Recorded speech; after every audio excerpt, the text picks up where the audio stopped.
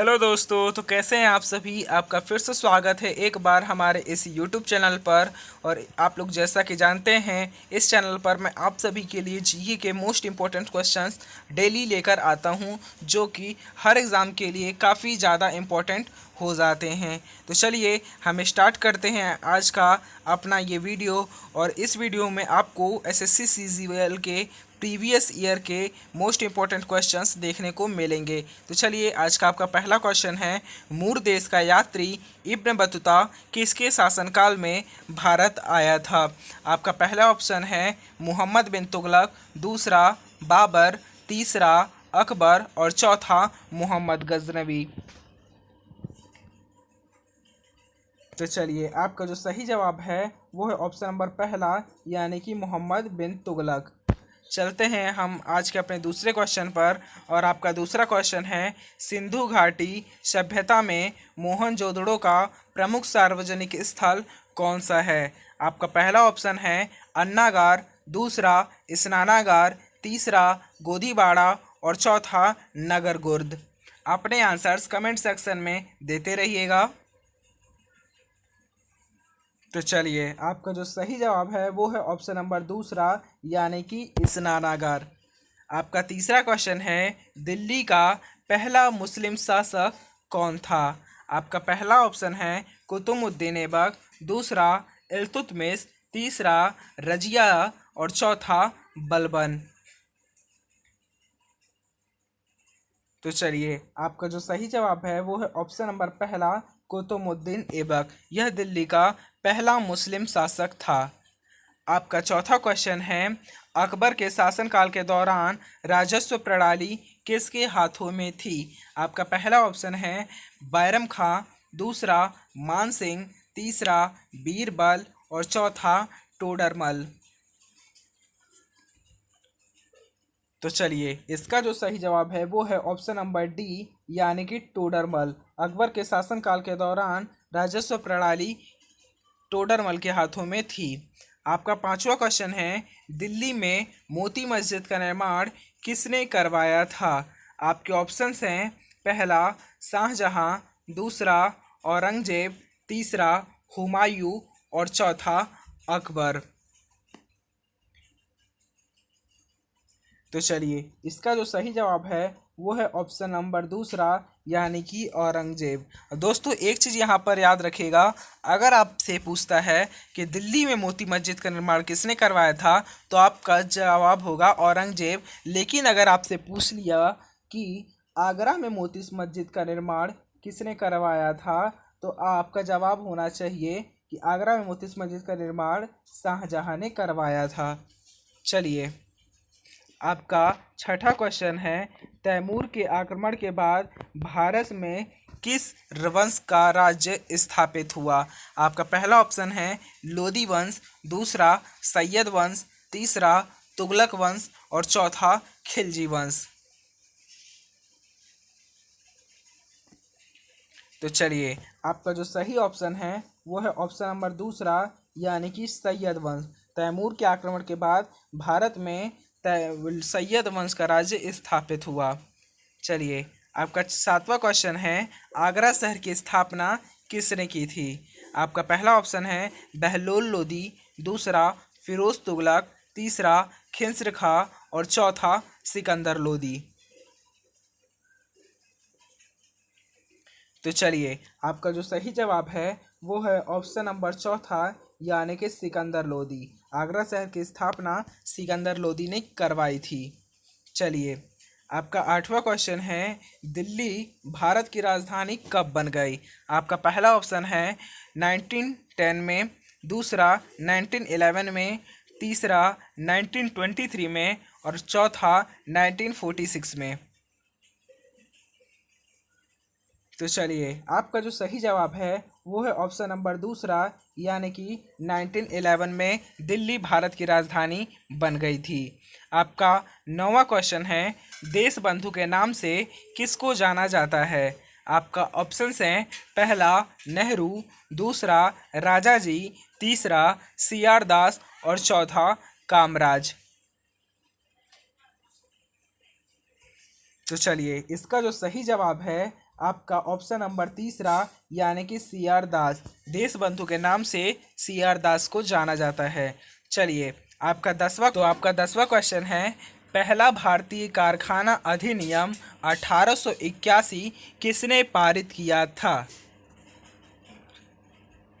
आपके ऑप्शंस हैं Lord Curzon, दूसरा लॉर्ड वेलेंस्की, तीसरा कॉर्नवालिस और चौथा लॉर्ड रिपन। मैं उम्मीद करता हूँ आप लोग इस क्वेश्चन का आंसर दे पाएंगे। तो चलिए आपका जो सही जवाब है वो है ऑप्शन नंबर चौथा यानी कि लॉर्ड रिपन। चलते हम आपके अपने अगले क्वेश्चन पर, जो कि है नमक सत्याग्रह किस सन में प्रारंभ हुआ था? आपका पहला ऑप्शन है 1930 में, दूसरा 1932 में, तीसरा 1928 में और चौथा 1931 में। तो चलिए आपका सही जवाब है 1930 में नमक सत्याग्रह प्रारंभ हुआ था। इसके साथ ही मैं इसके साथ एक क्वेश्चन आपको देता हूं, आप लोग कमेंट सेक्शन में बताइए कि नमक सत्याग्रह की शुरुआत किसने की थी। मैं उम्मीद करता हूं आप लोग इसका जवाब दे पाएंगे। तो चलते हम लोग अपने आज के अगले क्वेश्चन पर, और आपका अगला क्वेश्चन है क्वेश्चन नंबर 12वां, अखिल भारतीय महिला सम्मेलन की स्थापना किस वर्ष की गई थी? तो चलिए आपके ऑप्शंस हैं 1924 में, दूसरा 1925 में, तीसरा 1926 में और चौथा 1927 में। तो चलिए इसका जो सही जवाब है वो है ऑप्शन नंबर चौथा यानी कि 1927 में अखिल भारतीय महिला सम्मेलन की स्थापना हुई थी। आपका 13वां क्वेश्चन है, अष्टदिग्गज किस राजा से संबंधित थे? आपके ऑप्शंस हैं पहला शिवाजी, दूसरा कृष्णदेवराय, तीसरा राजेंद्र प्रथम और चौथा यशोवर्मन। तो चलिए आपका जो सही जवाब है वो है ऑप्शन नंबर दूसरा यानी कि कृष्णदेव राय। आपका 14वां क्वेश्चन है, विश्व की सबसे बड़ी नदी कौन सी है? आपका पहला ऑप्शन है नील नदी, दूसरा अमेजन नदी, तीसरा गंगा नदी और चौथा ब्रह्मपुत्र नदी। मैं आशा करता हूं कि आप लोग इसका जवाब दे पाएंगे। तो चलिए इसका जो सही जवाब है वो है अमेजन नदी। जी हाँ, अमेजन नदी। मैं जानता हूँ कि आप लोग इसमें कंफ्यूज हुए होंगे कि मैंने तो नील नदी सुना था और कोई बोलेगा मैंने तो गंगा नदी सुना था। तो दोस्तों एक बात याद रखिए, जो अमेजन नदी है वो विश्व की सबसे बड़ी नदी है। लेकिन अगर आपसे पूछता कि विश्व की सबसे लंबी नदी कौन सी है तो आप लोग नील नदी को करते। और अगर आपसे पूछता कि भारत की सबसे बड़ी नदी कौन सी है तो आप लोग गंगा नदी टिक करते। लेकिन अगर पूछ लेता भारत की सबसे चौड़ी नदी कौन सी है तो उसके लिए आप लोग ब्रह्मपुत्र नदी को टिक करते। चलते हैं हम लोग आज के अपने 15वें क्वेश्चन पर, और आपका 15वां क्वेश्चन है, निम्नलिखित वैदिक संहिताओं में से भारतीय संगीत का उद्गम किसमें से खोजा जा सकता है? आपका पहला ऑप्शन है ऋग्वेद, दूसरा सामवेद, तीसरा अथर्ववेद और चौथा यजुर्वेद। तो चलिए आपका जो सही जवाब है वो है ऑप्शन नंबर दूसरा सामवेद। दोस्तों एक चीज़ और भी पूछा जाता है कि ये जो भूत प्रेत भगाने वाली प्रणाली होती है झाड़ फूक की, इनका वर्णन किस वेद में मिलता है? तो आपका जो सही जवाब है वो है अथर्ववेद में। जी हाँ, अथर्ववेद में आपको भूत प्रेत भगाने की प्रणाली और विद्या सारी चीज़ें देखने को मिल जाती है। तो आपका 16वां क्वेश्चन है, निम्नलिखित में से योग के प्रणेता कौन है? आपका पहला ऑप्शन है पतंजलि, दूसरा आत्रेय, तीसरा वृद्धक्रांता और चौथा बाणभट्ट। तो चलिए इसका जो सही जवाब है वो है ऑप्शन नंबर पहला यानी कि पतंजलि। पतंजलि को ही योग के प्रणेता माना जाता है। आपका 16वां क्वेश्चन है, वैदिक लोगों द्वारा किस धातु का प्रयोग पहले किया गया था? आपके ऑप्शंस हैं पहला लोहा, दूसरा तांबा, तीसरा एल्यूमिनियम और चौथा कांसा। तो चलिए आपका जो सही जवाब है वो है ऑप्शन नंबर दूसरा यानी कि तांबा। तांबा एक ऐसी धातु है जो कि वैदिक लोगों द्वारा सबसे पहले प्रयोग में लाई गई थी। आपका अगला क्वेश्चन है, भारत में सबसे पहले कौन सा शहर खोजा गया था?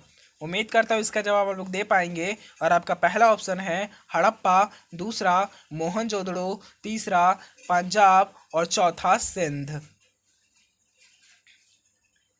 तो चलिए, आपका जो सही जवाब है वो है ऑप्शन नंबर पहला, यानी कि हड़प्पा। भारत में सबसे पहले हड़प्पा शहर की खोज हुई थी। आपका आज का 18वां क्वेश्चन है, संस्कृत भाषा का पहला व्याकरणकर्ता कौन था? आपका पहला ऑप्शन है कल्हड़, दूसरा मैत्रेय, तीसरा पाणिनि और चौथा कालिदास। तो चलिए, आपका जो सही जवाब है वो है ऑप्शन नंबर तीसरा, यानी कि पाणिनि। संस्कृत भाषा का पहला व्याकरणकर्ता पाणिनि थी। और देखिए, एक चीज़ और भी यहाँ पर पूछी जाती है कि जो मेघदूतम है, मेघदूत, ये किसकी रचना है? तो आपका सही जो आंसर है वो है कालिदास की मेघदूत रचना है। तो चलिए, आज का आपका 19वां क्वेश्चन है, पंचतंत्र के लेखक कौन है? आपका पहला ऑप्शन है विष्णु शर्मा, दूसरा तुलसीदास, तीसरा कबीरदास और चौथा वेदव्यास। दोस्तों, ये क्वेश्चन बहुत ही ज़्यादा इम्पोर्टेंट है, क्योंकि अभी मैंने सीयूटी का पेपर दिया था तो वहाँ पर भी ये क्वेश्चन पूछा गया है। और एसएससी सीजीएल के लास्ट ईयर के प्रीवियस क्वेश्चन में भी ये क्वेश्चन कई बार देखा गया है। इसलिए उम्मीद करता हूँ कि आप लोग इसका जवाब दे पाएंगे। तो चलिए, इसका जो सही जवाब है वो है ऑप्शन नंबर पहला, यानी कि विष्णु शर्मा। विष्णु शर्मा पंचतंत्र के लेखक हैं। और एक बात और भी ध्यान रखिएगा, यदि आपसे पूछता है कि रामचरितमानस की रचना किसने की है, जी हाँ, रामचरितमानस की रचना किसने की है, तो आपका दूसरा ऑप्शन बिल्कुल सही होगा, तुलसीदास ने रामचरितमानस की रचना की है। तो चलिए, आपका 20वां क्वेश्चन है, भगवान बुद्ध ने अपनी अंतिम सांस कहाँ पर ली थी? आपका पहला ऑप्शन है बोधगया, दूसरा कुशीनगर, तीसरा सारनाथ और चौथा राजगीर। तो चलिए, आपका जो सही जवाब है वो है ऑप्शन नंबर दूसरा, यानी कि कुशीनगर। कुशीनगर में ही भगवान बुद्ध ने अपनी अंतिम सांस ली थी। दोस्तों, कमेंट सेक्शन में एक चीज़ और बताइएगा कि कुशीनगर किस राज्य के अंतर्गत आता है, मैं आपको रिप्लाई वहीं दूंगा। चलिए, आपका 21वां क्वेश्चन है, मौर्य वंश के बाद किस वंश के शासक ने मगध पर राज किया? मैं उम्मीद करता हूँ इसका जवाब आप लोग दे पाएंगे। आपका पहला ऑप्शन है सातवाहन, दूसरा शुंग वंश, तीसरा नंद वंश और चौथा गुप्त वंश।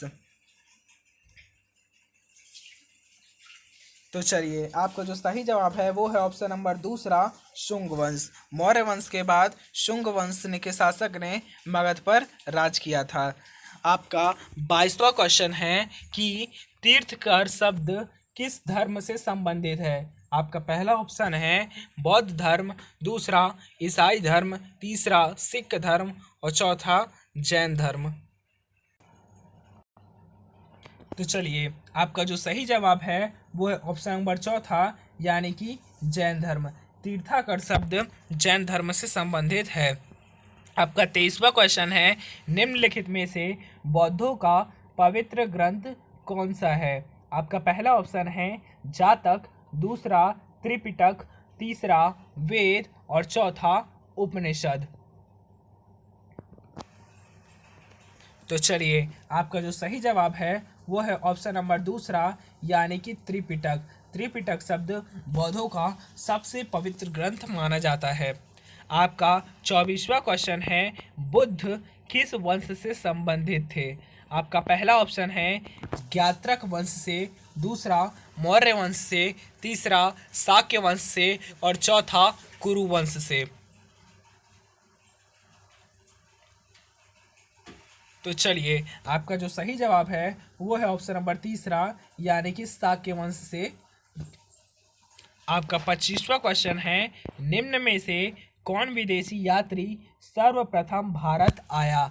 आपका पहला ऑप्शन है हेनसांग, दूसरा मेगास्थनीज, तीसरा इस सिंह चौथा लॉर्ड बैटिंग।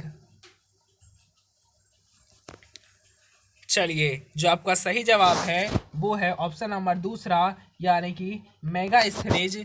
वो पहला भारतीय विदेशी यात्री था जो सर्वप्रथम भारत आया था। आपका 26वां क्वेश्चन है, भारत में सोने के सिक्के सर्वप्रथम किसने चलाया था?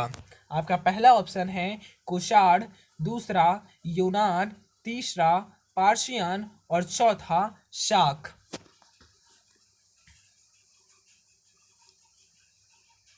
तो चलिए, आपका जो सही जवाब है वो है ऑप्शन नंबर दूसरा, यानी कि यूनान। आपका अगला क्वेश्चन है, मोहम्मद बिन कासिम ने सिंध को किस वर्ष जीता था? आपके ऑप्शंस हैं, पहला 712 ईसा पूर्व, दूसरा 812 ईस्वी, तीसरा 912 ईस्वी और चौथा 412 ईस्वी। तो चलिए, आपका जो सही जवाब है वो है ऑप्शन नंबर पहला 712 ईस्वी। चलिए, आपका 28वां क्वेश्चन है, कवि कालिदास किसके दरबार में रहते थे? आपका पहला ऑप्शन है चंद्रगुप्त मौर्य, दूसरा चंद्रगुप्त विक्रमादित्य, तीसरा हर्षवर्धन और चौथा समुद्रगुप्त।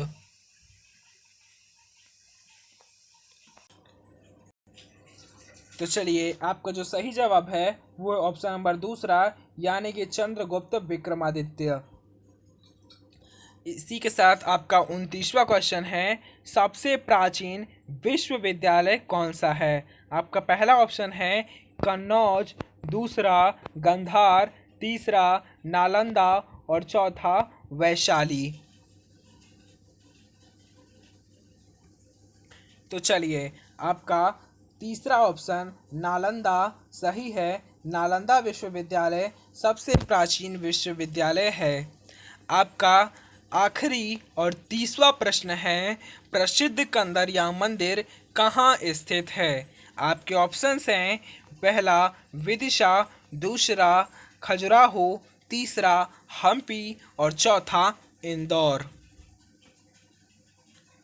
तो चलिए, आपका जो सही जवाब है वो है ऑप्शन नंबर दूसरा, यानी कि खजुराहो। प्रसिद्ध कंदरिया मंदिर खजुराहो में स्थित है। दोस्तों, आपके लिए एक होमवर्क प्रश्न भी है, और आपका होमवर्क प्रश्न है कि विजयनगर की प्राचीन राजधानी हम्पी कहाँ पर स्थित है?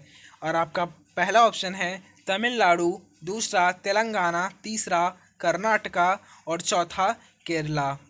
मैं आशा करता हूँ कि आप लोग इस क्वेश्चन का आंसर ज़रूर दे पाएंगे, और आप लोग इसका आंसर कमेंट सेक्शन में दे सकते हैं। तो चलिए, इसी के साथ हम वीडियो का एंड करते हैं। हम कल फिर मिलेंगे एक नई वीडियो के साथ, और ऐसी वीडियो जो कि आपको हर कॉम्पिटिटिव एग्ज़ाम को क्रैक करने में हेल्प करे। तो चलिए, हम चलते हैं। धन्यवाद।